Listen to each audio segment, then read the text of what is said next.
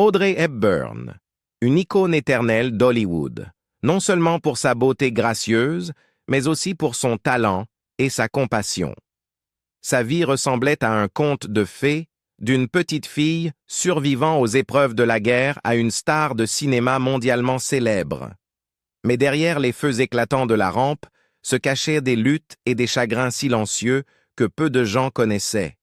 Et dans l'histoire d'Audrey, il y avait un homme qui jouait un rôle important, Mel Ferrer. Une histoire d'amour à la fois belle et tumultueuse. Ils s'aimaient, ont gravi ensemble les sommets de la gloire, mais ont fini par se perdre. Quand Audrey Hepburn s'est éteinte, le monde entier l'a pleuré, mais peu savaient que Mel Ferrer a passé ses dernières années dans la solitude, portant en lui les souvenirs de celle qui avait été autrefois tout son univers. Plongeons plus profondément dans la vie d'Audrey Hepburn, sa relation fatidique avec Mel Ferrer et leurs derniers jours. La jeune fille sortie de la guerre.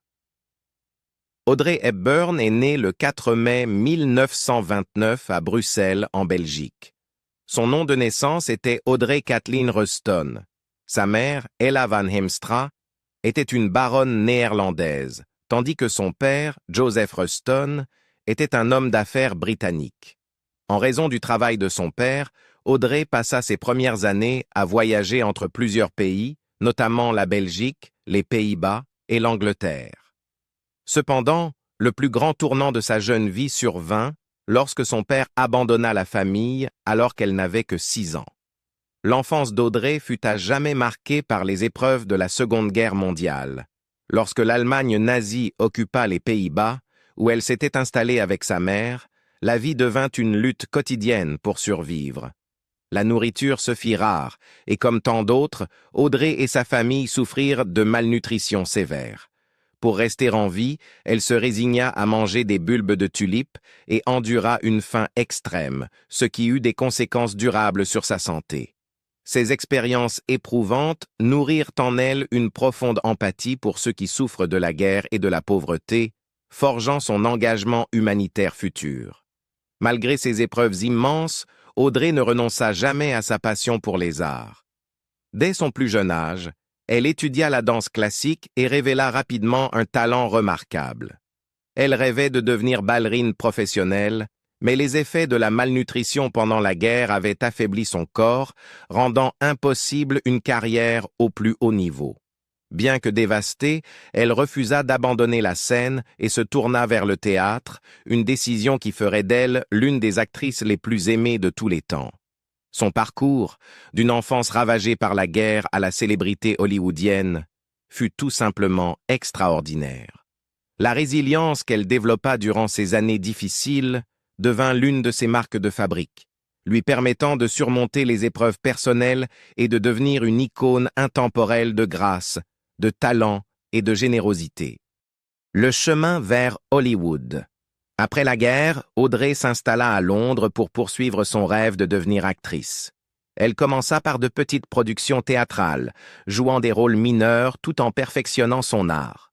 Sa grâce naturelle, ses yeux expressifs et son talent indéniable attirèrent rapidement l'attention des directeurs de casting. Pourtant, percer dans l'industrie du cinéma ne fut pas chose facile, et Audrey travailla sans relâche pendant des années, prenant des cours de danse et jouant dans diverses pièces, avant de connaître enfin son grand tournant. Ce moment décisif arriva lorsqu'elle fut remarquée par la romancière française Colette, qui insista pour qu'Audrey tienne le rôle principal dans l'adaptation à Broadway de Gigi. Le succès de la pièce lui apporta une première reconnaissance, mais c'est Hollywood qui allait faire d'elle une légende. Peu après, elle fut choisie pour incarner la princesse Anne dans Vacances romaines, aux côtés de Gregory Peck. À l'origine, le studio voulait promouvoir Peck comme la seule star du film, mais celui-ci reconnut le talent exceptionnel d'Audrey et exigea qu'elle obtienne un crédit égal. Son intuition fut juste. La performance d'Audrey fut tout simplement magique. Le rôle de cette princesse à la fois protégée et aventurière lui valut l'Oscar de la meilleure actrice, faisant d'elle une star du jour au lendemain. Dès lors, Audrey devint l'une des actrices les plus recherchées de Hollywood. elle enchaîna les films emblématiques qui allaient marquer toute une époque. Dans Sabrina, elle séduisit le public par sa transformation d'une fille de chauffeur innocente en une jeune femme sophistiquée.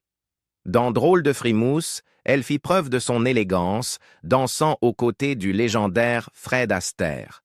Son interprétation de Holly Golightly dans Diamant sur canapé devint l'une des performances les plus aimées de l'histoire du cinéma, faisant d'elle une icône de la mode et de la culture. Et dans My Fair Lady, elle releva le défi d'incarner Eliza Doolittle, une fleuriste cockney subissant une métamorphose spectaculaire.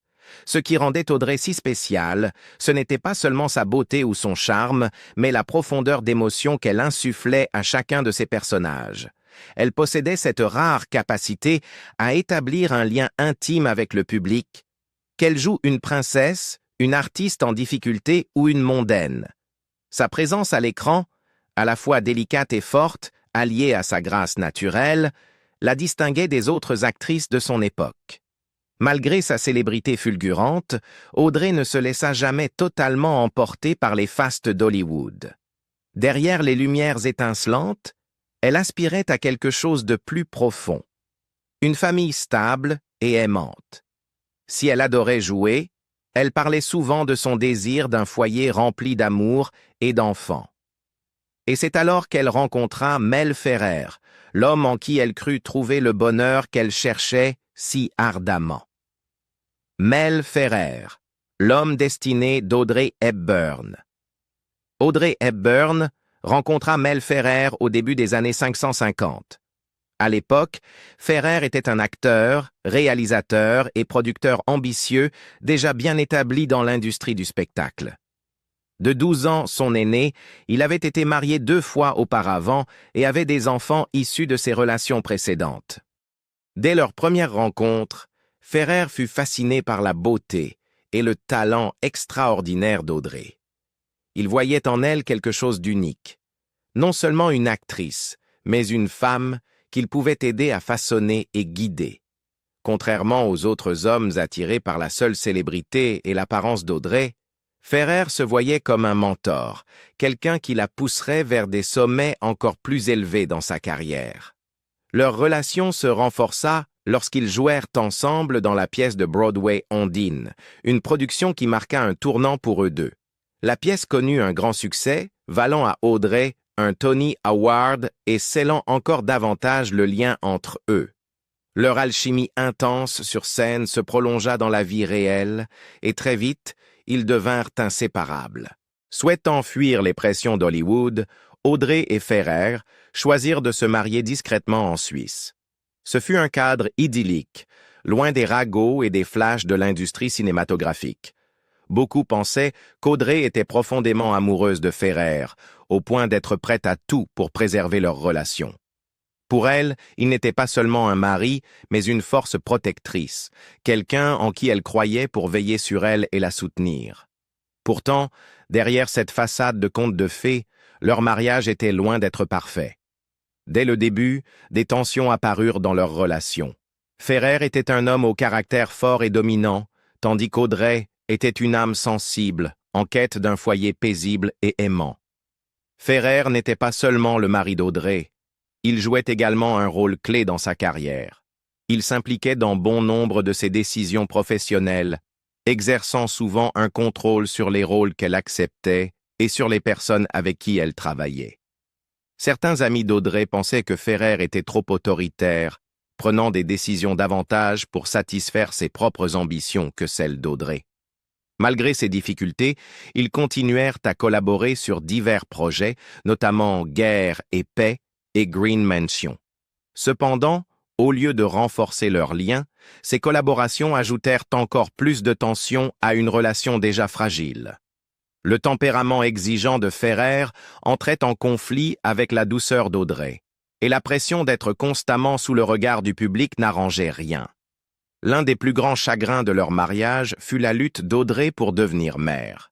Elle subit 2 fausses couches, ce qui l'affecta profondément, tant physiquement qu'émotionnellement. Audrey avait toujours rêvé d'avoir une famille, et chaque perte la laissait anéantie. Ferret, bien que présent par moments, n'était pas toujours le soutien réconfortant dont elle avait besoin. Son attention restait centrée sur leur carrière, et Audrey se sentit souvent seule dans son chagrin. Lorsqu'elle donna enfin naissance à leur fils, Sean Hepburn Ferrer, ce fut l'un des moments les plus heureux de sa vie. Elle se consacra entièrement à la maternité, chérissant chaque instant passé avec son enfant. Sean devint sa plus grande source de joie, et Audrey embrassa ce nouveau chapitre de sa vie avec tout son cœur. Malgré leurs épreuves, Audrey et Ferrer partageaient une connexion indéniable. Ils étaient tous deux passionnés par leur métier, dévoués à leur art et déterminés à créer des œuvres significatives. Même dans les moments difficiles, il existait entre eux une compréhension tacite, fondée sur des années d'expérience commune, de respect mutuel et de liens émotionnels profonds.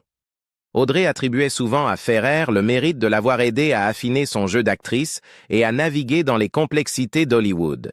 Lui, de son côté, admirait sa détermination, sa résilience et la manière dont elle portait en elle une grâce naturelle. Leur histoire d'amour fut une histoire d'ambition et de dévotion, une relation aussi intense que compliquée.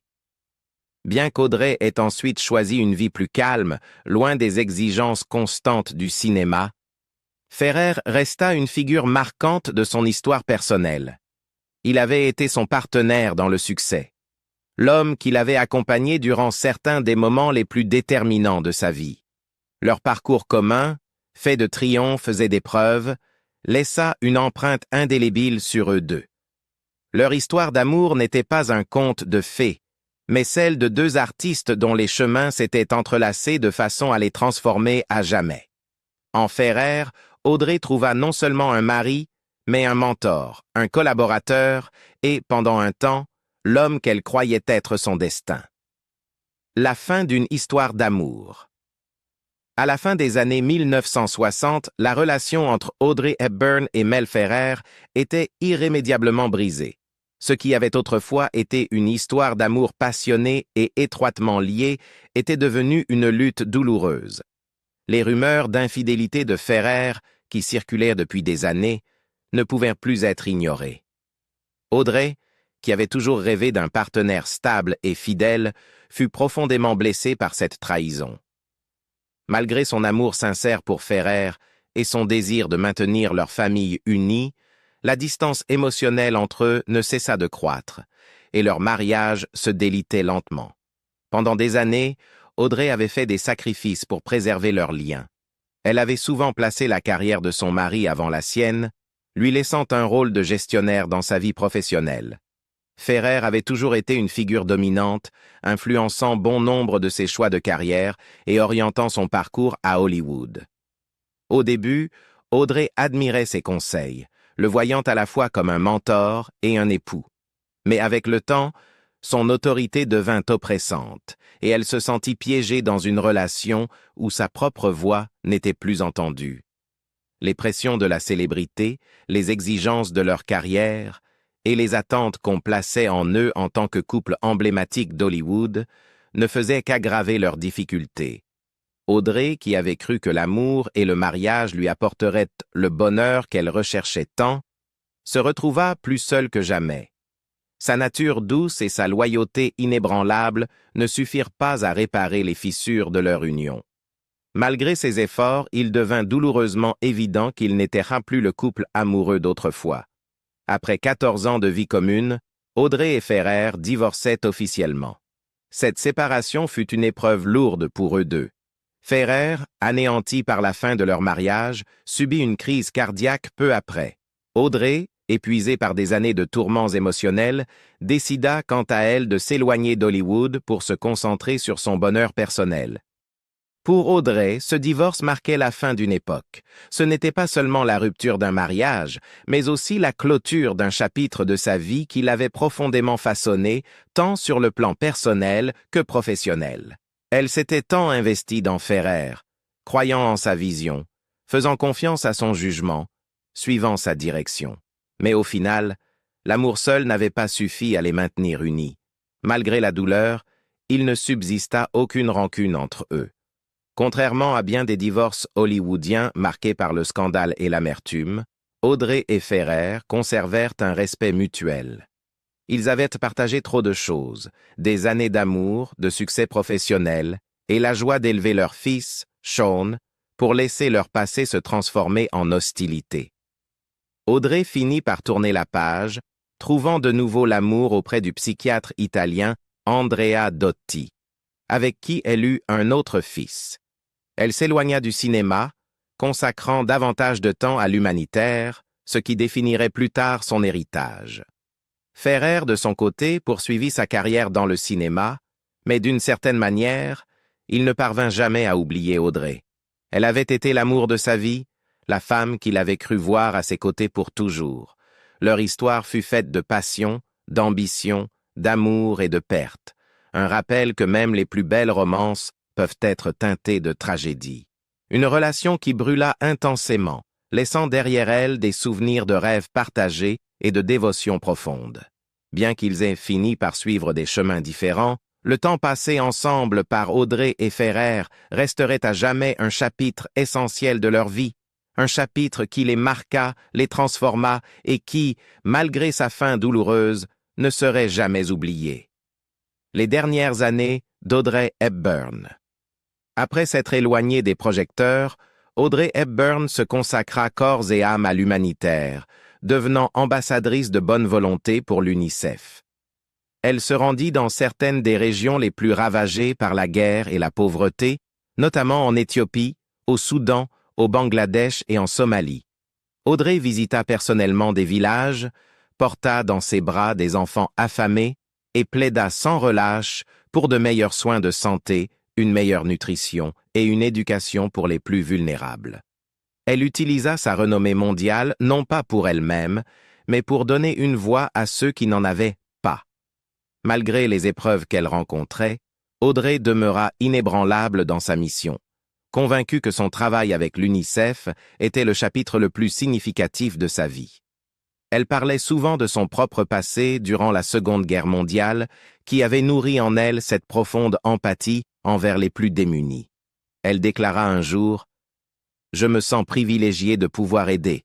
C'est la plus belle récompense. » Son dévouement suscita une admiration mondiale, et en 1992, elle reçut la médaille présidentielle de la liberté, l'une des plus hautes distinctions civiles des États-Unis. Alors qu'elle était au sommet de son engagement humanitaire, le destin frappa. À l'automne 1992, après être revenue d'une mission de l'UNICEF en Somalie, elle commença à ressentir des douleurs abdominales persistantes. Pensant d'abord à un simple malaise, elle ignora les symptômes, mais la douleur s'intensifia. Inquiète, elle subit des examens médicaux qui révélèrent une terrible nouvelle. Elle souffrait d'une forme rare et agressive de cancer du côlon.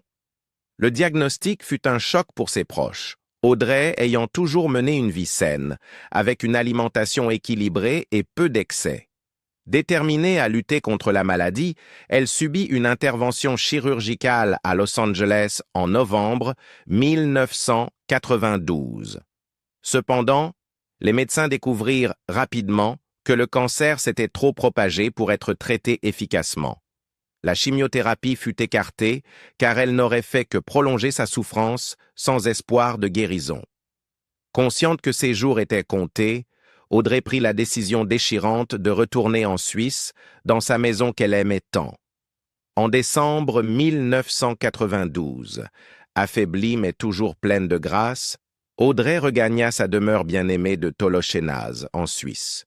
Son compagnon de longue date, Robert Walders, ainsi que ses deux fils, Sean et Lucas, restèrent à ses côtés, veillant à ce qu'elle soit entourée d'amour durant ces dernières semaines.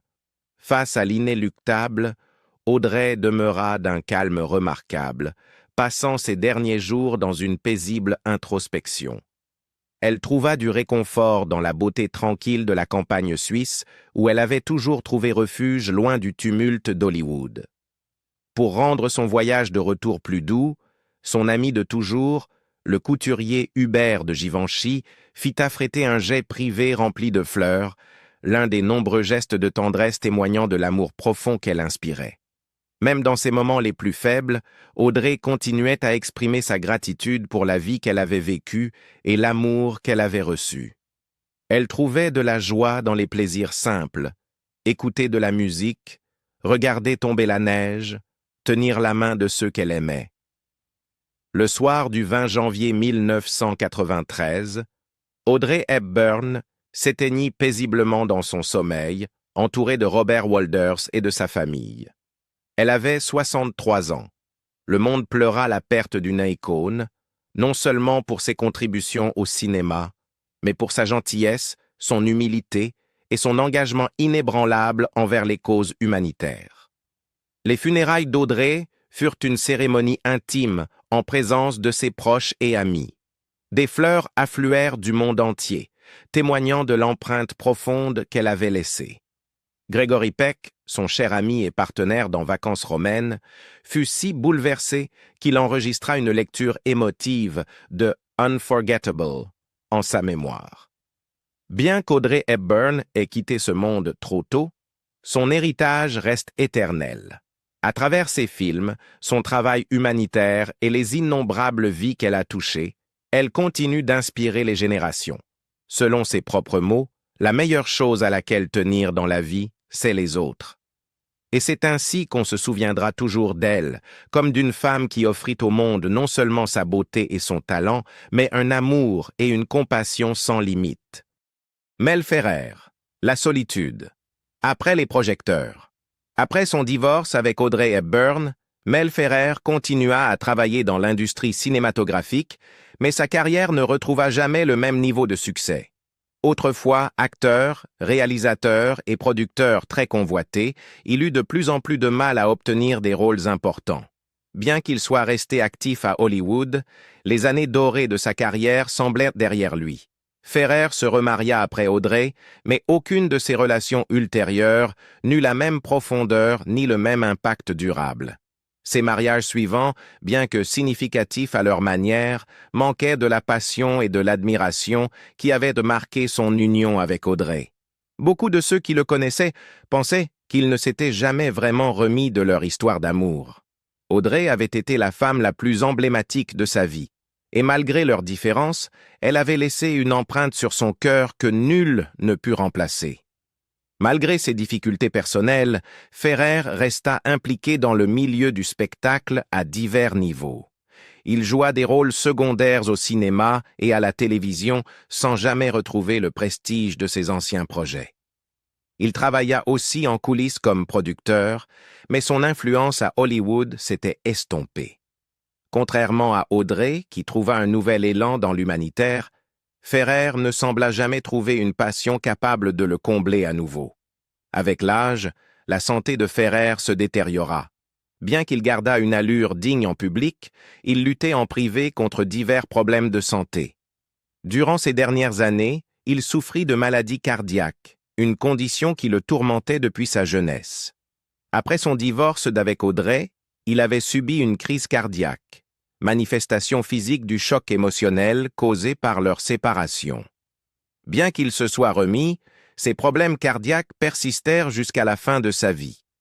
En plus de ses soucis cardiaques, Ferrer fut confronté à des difficultés de mobilité, ce qui limita peu à peu sa capacité à rester actif dans l'industrie. Au fur et à mesure que sa santé déclinait, il se retira de plus en plus de la vie publique, préférant la solitude tranquille de sa maison.